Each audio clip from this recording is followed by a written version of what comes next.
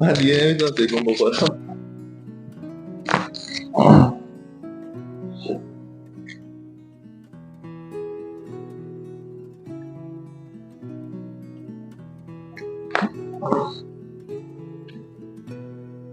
شبا که شیفت یاد میدی واسه هم بریم با من بیا.